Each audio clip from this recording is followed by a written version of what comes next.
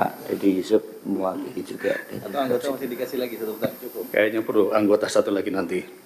Terima kasih pimpinan, Mas Nusron yang saya hormati, rekan seguru dan seilmu, Pak Wamen, Bapak Ibu semua. Saya pikir ini menjadi sebuah pencerahan bagi kita semua, karena selama ini kita hanya mengikuti di media massa.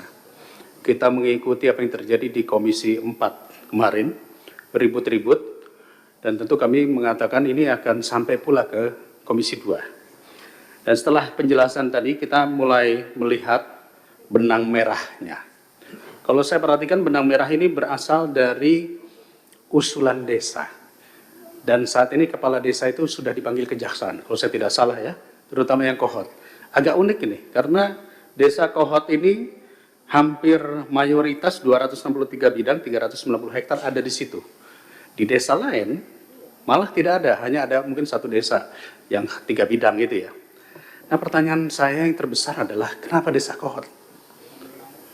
Kenapa harus di situ yang paling banyak? Padahal kalau kita lihat perluasan PSN tadi malah tidak ada sama sekali.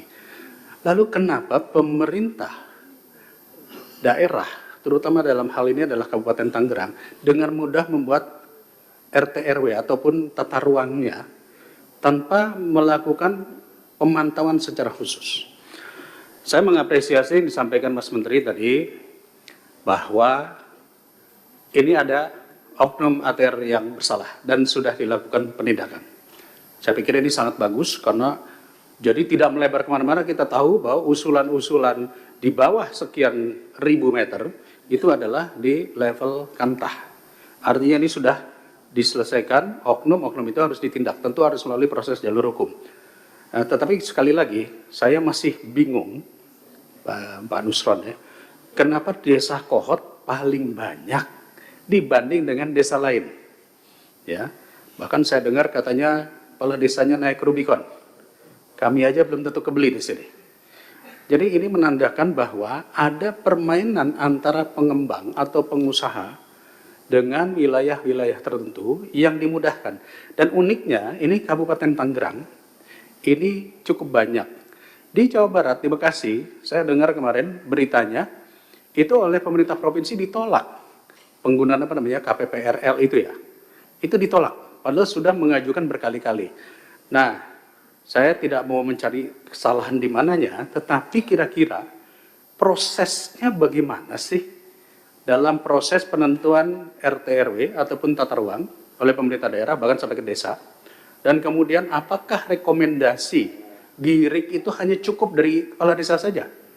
Karena kalau tidak, ini nanti akan termanfaatkan juga di desa-desa lainnya. Rekomendasi hanya keluar dari kepala desa. Dan kalau nggak salah di desa Kohot ini kan banyak dipalsukan. Nah, proses pengusulan menjadi GIRIK dan sertifikat lahan. Jadi jangan hanya memindahkan ke satu titik, setelah 2 tahun selesai, malah setelah jadi HGU atau HGB itu dijual kepada perkebunan. Kita harus jelas ketika memindahkan atau mengembangkan daerah strategis ekonomi yang baru, itu bidangnya apa? Apakah perkebunan, apakah sentra budidaya atau yang lain, itu harus terintegrasi. Jadi saya pikir saya harus memberikan apresiasi kepada Mas Menteri, dan ini perlu ditambahkan kembali. 30% untuk HGU yang perpanjangan saya sangat setuju sekali, sepakat sekali, dan plasma harus dihidupkan. Dan yang terakhir mungkin saya harus menyampaikan,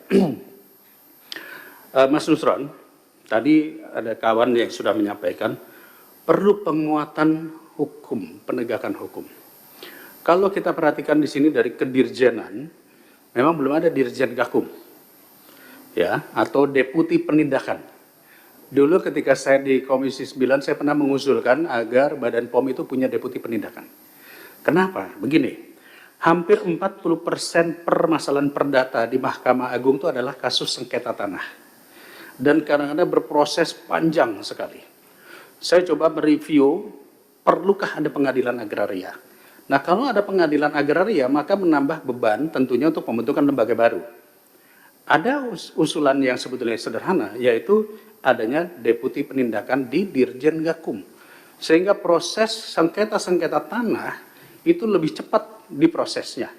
Walaupun mungkin ini akan boleh dikatakan ada bias kepentingan, karena banyak yang melakukan sengketa tanah permasalahan ini justru adalah di oknum-oknum ATR BPN. Tetapi saya pikir kalau ini bisa diawasi oleh Ombudsman, diawasi oleh KPK dan lain-lain, ini saya pikir ini akan menjadi kuat sekali.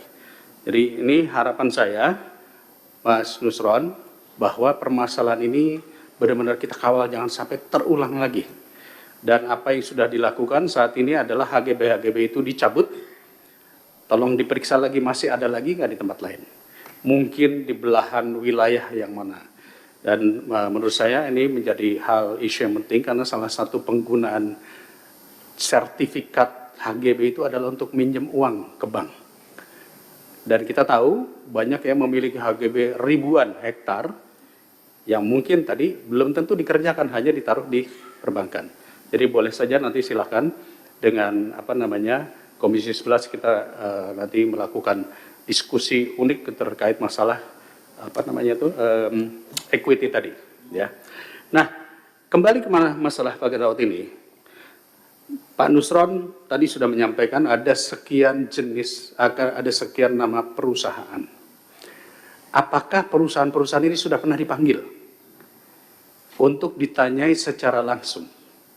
Apakah itu kewenangan Kementerian ATR atau itu kewenangan penegakan hukum? Jadi saya mohon agar kita tidak simpang siur, nanti dipersalahkan ini, kita langsung fokus. Yang mengusulkan perusahaan-perusahaan itu, apakah sudah pernah dipanggil oleh ATR BPN, dan kemudian apa yang akan dilakukan kepada perusahaan-perusahaan yang mengusulkan. Mungkin itu dari saya, terima kasih, saya kembalikan kepada Ketua. Assalamualaikum warahmatullahi wabarakatuh.